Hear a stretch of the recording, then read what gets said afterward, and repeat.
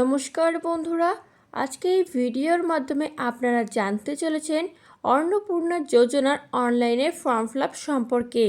অনলাইনে কিন্তু form fill up শুরু হয়ে গেছে। কোন ওয়েবসাইট থেকে আবেদন করবেন, কিভাবে আবেদন করবেন এবং কারা কারা আবেদন করতে পারবেন।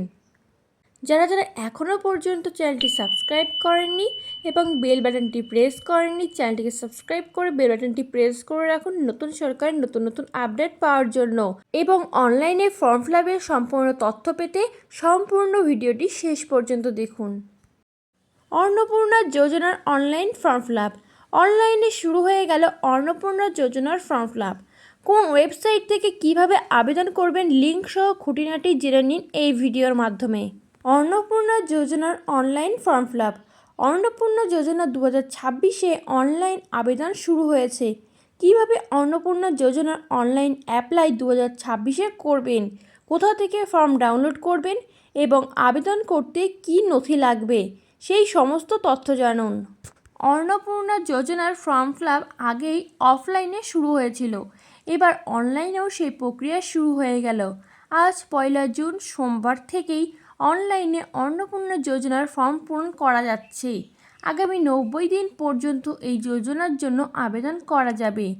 অনলাইনে আবেদনের বিষয়ে সোমবার মন্ত্রিসভার শপথ গ্রহণ অনুষ্ঠানের পর সাংবাদিক বৈঠকে ঘোষণা করেন মুখ্যমন্ত্রী শুভেন্দু অধিকারী।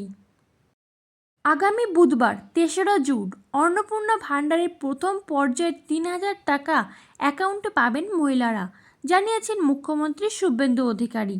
তবে এই ফর্ম জমা দেওয়া হয়ে গেলে তবেই মহিলারা অ্যাকাউন্টে যাবে 3000 টাকা। যতদিন না নতুন আবেদন জমা পড়ছে ততদিন পর্যন্ত লক্ষ্মীর ভাণ্ডারের টাকা উপভোক্তাদের ব্যাংকে ক্রেডিট হবে।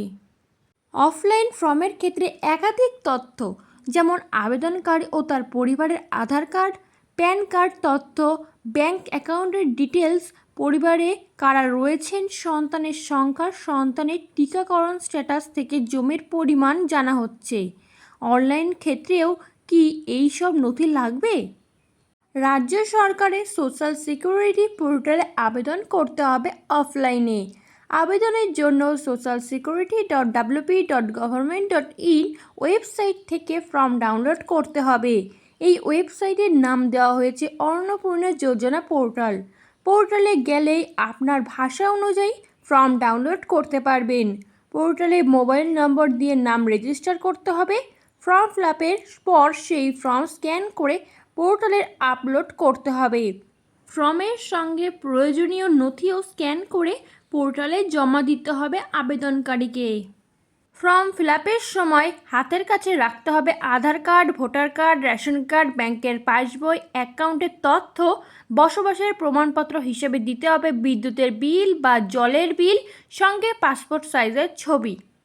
12 পাতার ফর্ম পূরণকে কেন্দ্র করে ইতিমধ্যেই নানা জটিলতার কথা সামনে এসেছে। মুখ্যমন্ত্রী শুভেন্দু অধিকারীর পরামর্শ, এই ফর্ম সংক্রান্ত কোনো গুজবে কান দেবেন না। তার কথায় প্রত্যেকের বাড়িতে ফর্ম পূরণের জন্য লোক পৌঁছে যাবে, তারাই ফর্ম পূরণ করিয়ে দেবেন। ফলে ভয় পাওয়ার কোনো কারণ নেই।